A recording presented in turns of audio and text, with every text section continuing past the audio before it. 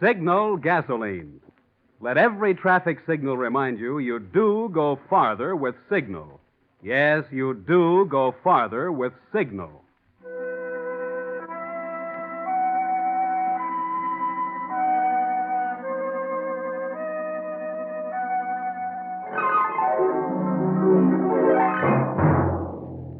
The Signal Oil Company and your neighborhood Signal dealer bring you another curious story by The Whistler.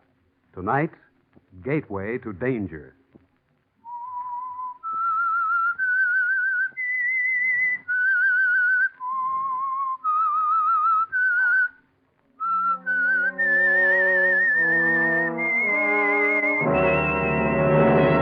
I am the Whistler. And I know many things, for I walk by night.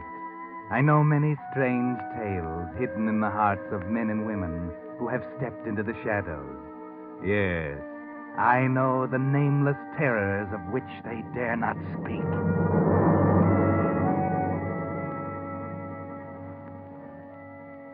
It's too bad, in a way, that old Horatio Alger isn't grinding out dime novels anymore, because he could have grabbed off another bestseller for himself by simply writing the story of Eddie Vincent, up to a point, of course.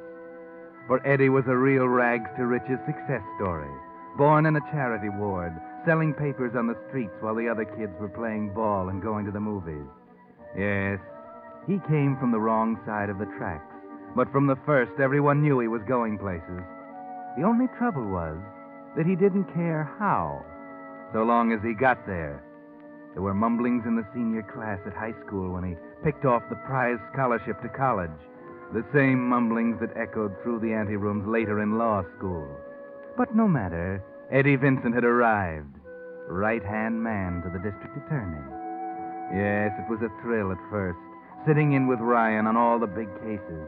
But after a few years of it, he began once again to feel that itch he couldn't scratch. The opportunist without the opportunity. Well, breaks don't grow on trees, Eddie. Sometimes you have to make the breaks yourself. Yes, spend a few months on it. Give it a lot of thought. Then maybe, for example, on a particularly foggy night at the prison across the bay, you might have a stroke of luck. Hey, what do you think?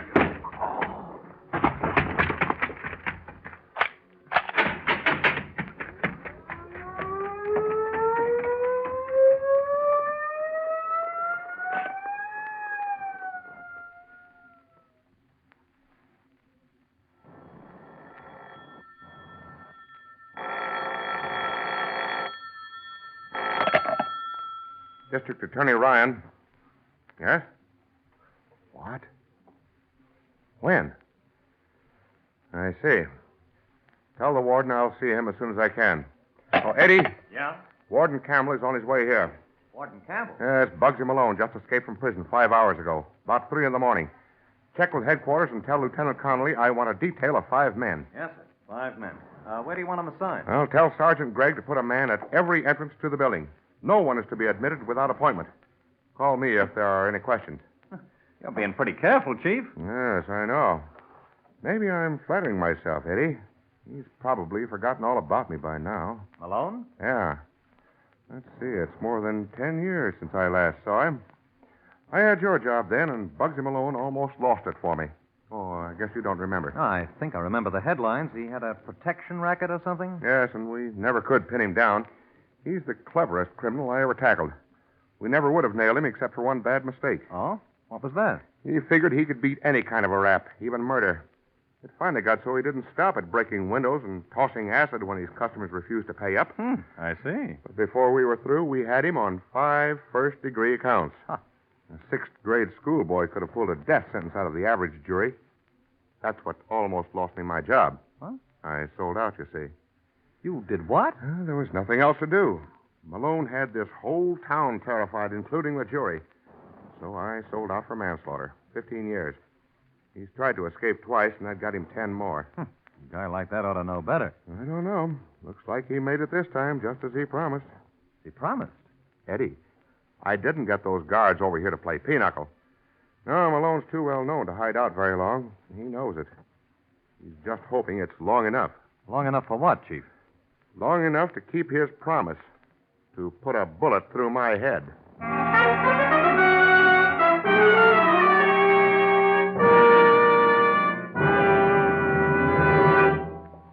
With a prologue of tonight's story, Gateway to Danger, the Signal Oil Company brings you another of the strange tales of the Whistler.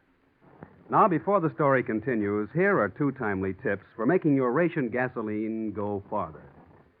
When you start your car these cold mornings, don't race the motor. Even though your car is standing still, a racing motor burns up as much gasoline as a car traveling 60 miles an hour. And secondly, be sure you're using the gasoline that gives you the maximum miles per gallon. Now, if you think I mean Signal gasoline, you're right, and for two good reasons. For years, Western drivers who have kept a careful record of their gasoline mileage have found they actually do go farther with Signal gasoline. But that's only the half of it. Although certain gasoline ingredients are now reserved for war, the ingredients which gave gasolines their flashing pickup and speed, Signal Oil Company is still producing the very finest gasoline which can be made today. And the famous Signal formula still places the emphasis on mileage.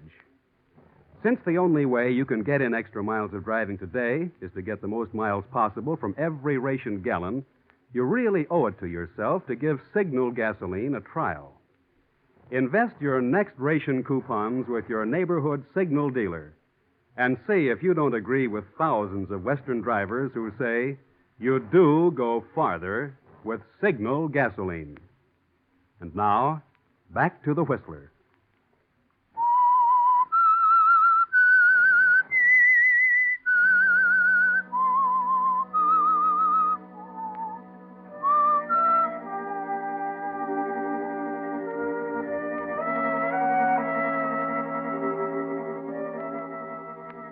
So, Bugsy Malone is back in circulation again, after 10 long years in prison. It looks like a clean break, too clean almost, as if it were tailor-made by someone on the outside. There are still no leads the next night at 10 o'clock, when Eddie finally says goodnight to the DA and starts home. Just for a change, he takes the long way, a lonely road leading through the hills above the city.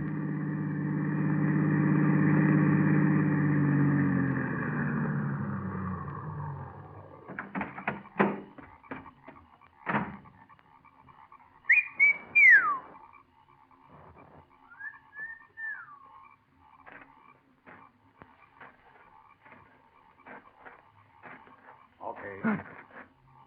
You can stop now. Huh. Hello, Bugsy. You're right on time. Yeah. Where are you staying? Never mind. Okay. You didn't slip up anywhere? No. How can I miss with them keys? You couldn't have been followed. What's the matter? Nervous? I don't do this every night. Neither do I. Where's the dough? Here. You can count it later. This goes with it. A rifle? Yeah.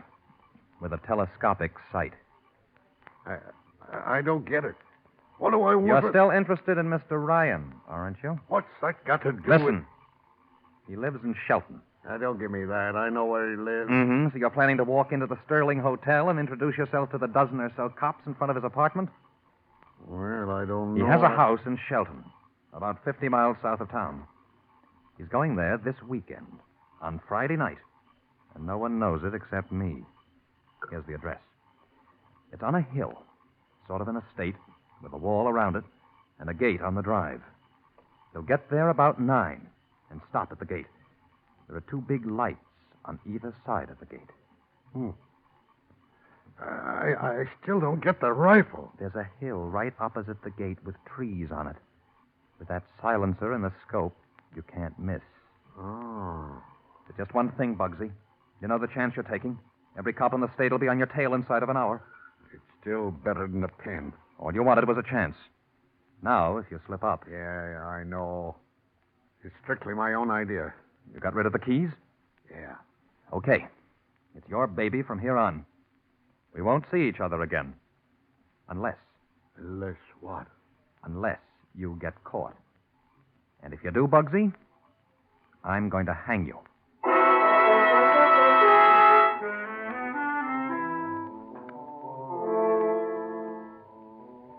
That's right, Eddie. Sometimes you have to make the breaks yourself. The DA's done a good job. Been in there pitching for 10 years now. Good for perhaps 10 more. And that's too long for you, isn't it? Too long when you begin to feel that old itch again. That urge to climb up there where the real money is. And there's plenty up there for a smart DA. One smart enough to inherit the job, for instance. You can see it now. Ryan's car pulling out of the darkness into the circle of light at the gate. He gets out, fumbles with the lock for a second, right under the light like a duck on a pond. The faint whine of a bullet. And you're the district attorney. Yes, Saturday morning the headlines will scream. They'll swear you in and you'll promise the suckers you won't rest until the assassin sits in the death cell. As a curtain raiser, it'll be made to order, won't it? You've tried not to think of it during the week. But now that Friday, the day of days, has arrived, your mind wanders in spite of yourself. You had to get out of cell block 7 first, and there was no other way. Now, assuming it was an inside job to go... Eddie. Huh? I'm sorry, Chief. Have you something on your mind? No. Please go on. You were saying you talked to Campbell at the prison. Yes. It was an inside job, and I don't mean inside the prison. What? The key to his whole plan was his escape from cell block 7. You remember the Myers case several months ago? Yes, Chief. There were some keys presented in evidence. The same keys, oddly enough, that Malone used in his escape. Well, what do you mean those keys were returned? Someone could have had them duplicated. Someone on the police force, perhaps, or even someone in this office. Oh, but why? I don't know, but I intend to find out. The police can take care of Malone as far as I'm concerned. I'm vastly more interested in the man who had those keys made. Well, it's still a theory, of course. Far more likely some guard at the prison. Yeah, maybe. Oh, by the way, Eddie, we're leaving at 7 tonight. We? What do you mean? Now, don't get the wrong idea, Mr. Vincent. I'm not afraid. It just takes 2 to open my gate. Gate? What? Yeah, that's a fact. It's on the blink. You see, it has a bar you have to lift. You're kidding. Yes, maybe I am, but that's true about the gate. Seriously, Eddie, I want you with me in case something breaks over the weekend. But, you see, I've already arranged for one of the men. I'm sorry, Eddie. You'll have to cancel whatever plans you had. Well, I can't, Chief. Say, what's the matter with you? I really don't know. Very well, and we leave at 7. Well, I'm expecting an important call from Lieutenant Connolly.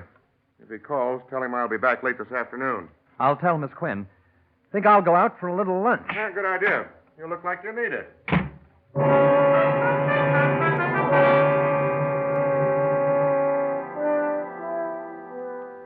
But Eddie isn't thinking about lunch as he walks down the street, unconscious of the milling crowd.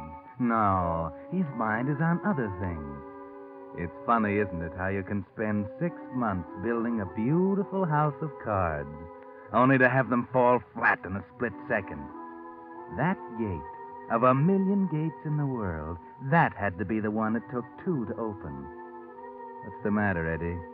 You still might pull it off if Bugsy hits the right one, and if that locksmith detail doesn't happen to hit the little man on Shannon Street who did it for you. No, you've got to stop it. Find Bugsy and... But where? He's gone.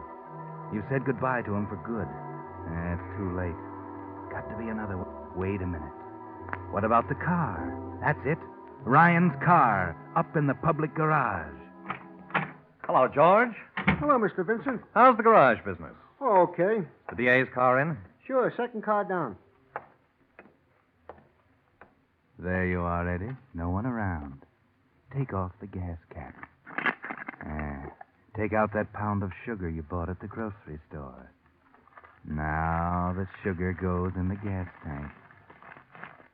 It'll take about 10 blocks for that sugar to hit the carburetor. And at 7:30 in the evening, it ought to be easy to persuade the DA to wait until Saturday. Let Bugsy sit on the hill all night. He's got $500 in his freedom, hasn't he?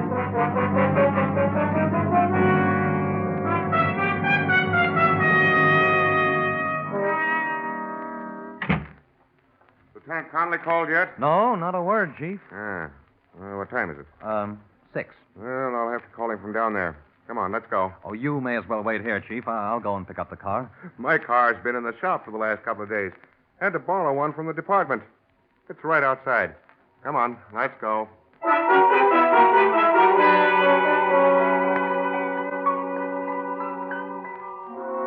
You should have known it wouldn't work, Eddie. It was too simple. Too many ways out of it. Something must be wrong with your head. No one in his right mind would have depended on a kid scheme like that. At least he's letting you drive. That's something, anyway. You're 10 miles south now. Coming into Bellevue. 40 miles to go. That's about an hour, Eddie. 1 hour to think of something. But you can't think. Your heart is thumping like a trip hammer. Your Adam's apple is a ball of sandpaper. You're way ahead of schedule. 9 o'clock, you told him. Maybe you could hurry. Cover the 40 miles in less than an hour. Arrive at 8 instead of 9. No. That wouldn't work either. Bugsy didn't operate that way. He's probably been there since this afternoon, sitting on the hill with a rifle across his knees, waiting. Here's Bellevue. You've still got a chance. Take it easy, Eddie. Be calm. Think. This is Bellevue, Chief. Yeah, so I see. I'm a little hungry. Why not wait till we get home? There's a nice little steak place down here, and we're ahead of time. Suppose I buy us a dinner. Well, I did want to get down there early. Oh, come on. Forget you're the DA for once. Okay, but I'm going to stick you for the best steak in the house.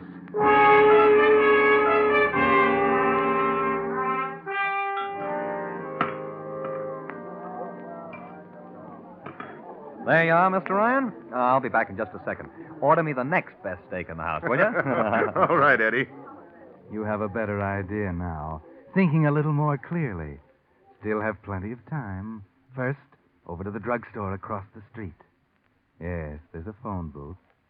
Now the book. Ah, there it is. Hamilton's Steakhouse. Get the phone number.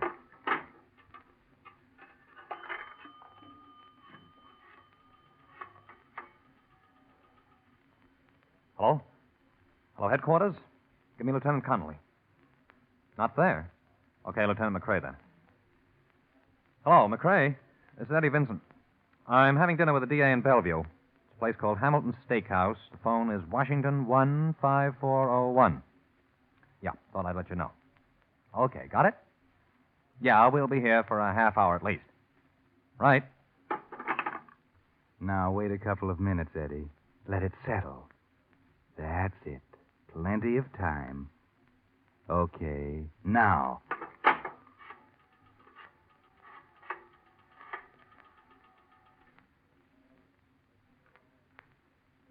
Hello, headquarters. Listen, I've got a hot lead on Bugsy Malone. Tell the district attorney I'll meet him at his office in an hour. He's gone? Well, that's too bad. No one else will do. Never mind. You'll find out who this is soon enough. Oh, you know where the DA is. That's better. Make it 8 o'clock.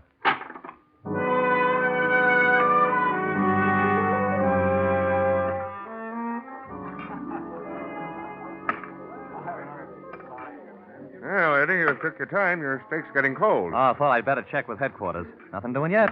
Smart boy. Did you leave the number? Yep. You know, Eddie, I wouldn't be surprised to see you district attorney someday.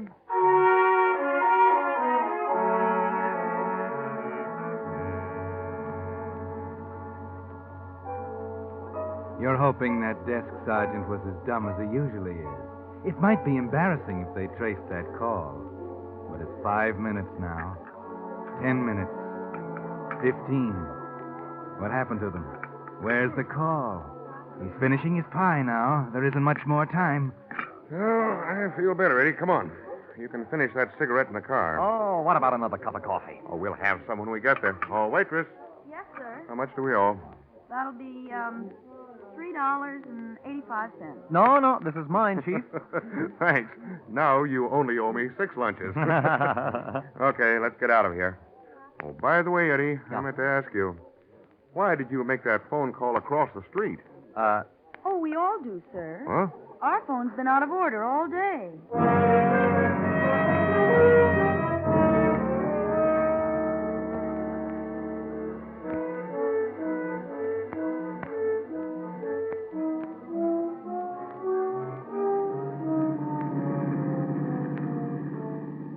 Quarter past 8, Eddie. 20 miles to go. And 2 strikes against you. There's only one thing left to do. Well, snap it up a little, Eddie. You can do better than 30 miles an hour even in this hack. Okay. You know, I still think I was right on that key business. We found a little joint on Shannon Street. Huh? Yeah, I'm almost sure he was the one. Been mixed up with a lot of suspicious characters. Did you find anything? No, that's the trouble. The old boy died last month. The warden still swears the guards are all okay. Naturally. What else can he do? Yes, I know. Monday, I'm going to make a thorough check on every man who had access to that evidence. Good idea. Oh, What's the matter? my stomach. Hey, look out. Look out. You're going off the road. Give me that wheel.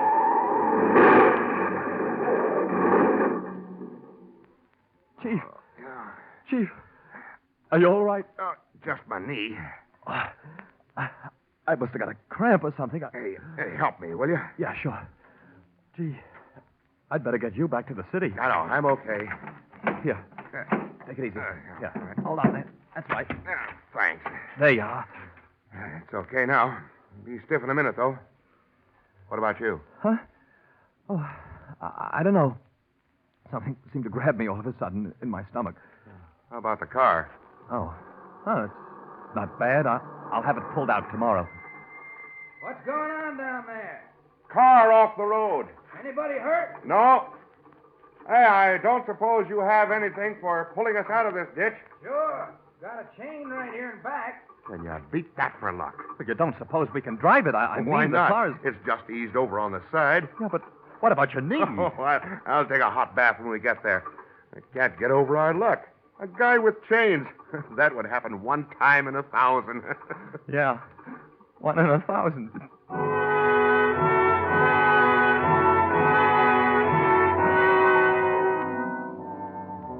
Three strikes. You're out, Eddie. On the home stretch now, winding up the narrow road toward the gate, toward the day of judgment, the pearly gate of Valhalla.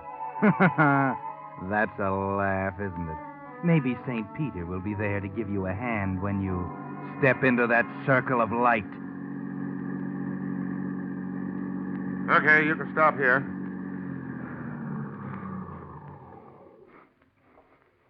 Come on.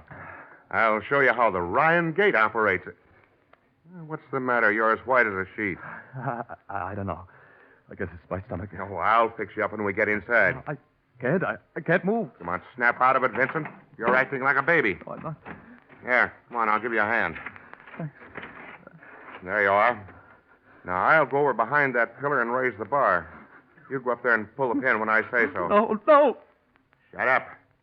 I'm going to slug you in a minute if you don't get hold of yourself. Now, pull that pin when I tell you. 13 steps to the gate latch, Eddie. Not even a chaplain to see you off. But Bugsy sees you now in the telescope sight. He's just the right distance to aim, but not quite close enough to recognize you. A good shot, too. Probably has a nice, solid rest for that rifle, with the center of the gate right where the telescope sight lines cross. Here we are, Eddie.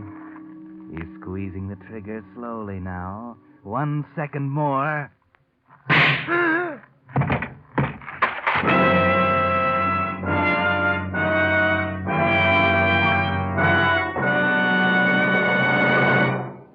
But that's not all of tonight's story.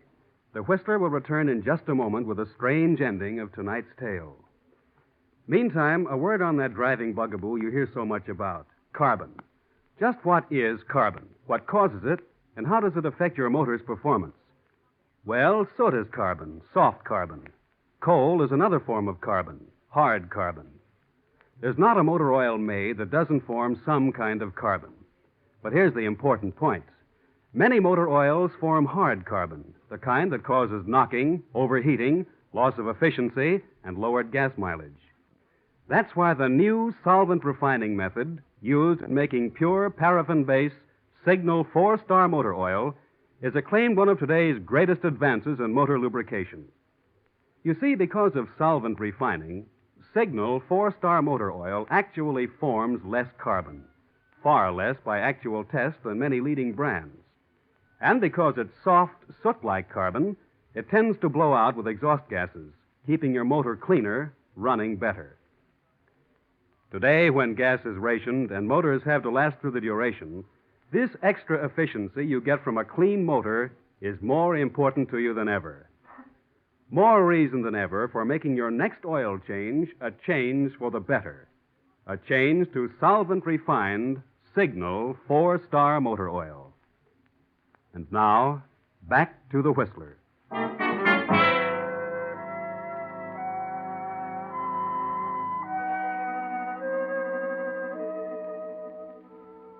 Yes, Eddie Vincent knew the cards were stacked against him, that he didn't have a chance.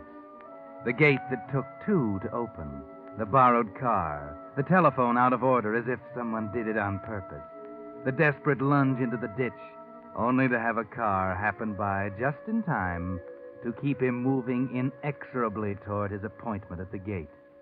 No, Eddie didn't have a chance, and he knew it as he walked toward the gate latch, into the circle of light, and into Bugsy's sights.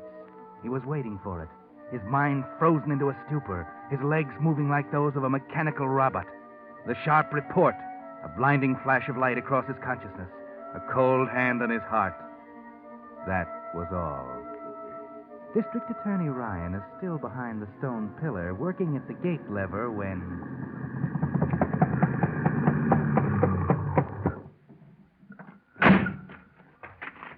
That's you, Mr. Ryan? Connolly, what are you doing here? Say, did you hear my tire blow out?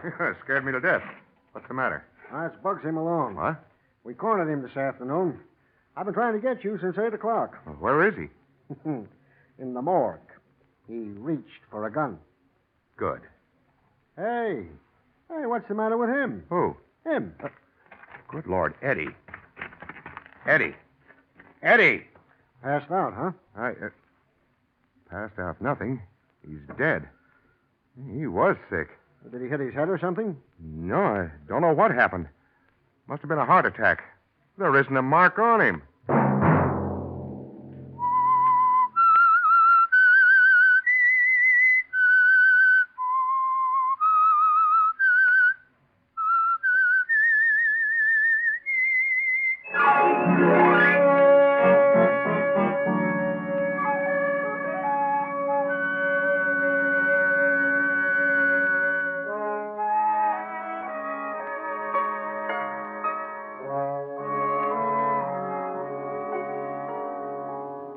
Next Monday at 9 o'clock, the Whistler will bring you another strange tale. The curious story of Death Marks the Double Cross. The Whistler is broadcast for your entertainment by the marketers of Signal gasoline and motor oil and fine quality automotive accessories, and by your neighborhood Signal dealer. This program, directed by George W. Allen, with story by Harold Swanton, music by Wilbur Hatch, is transmitted to our troops overseas by the Armed Forces Radio Service. Bob Anderson speaking, and reminding you to let every traffic signal remind you do go farther with Signal gasoline. Yes, you do go farther with Signal. This is CBS, the Columbia Broadcasting System.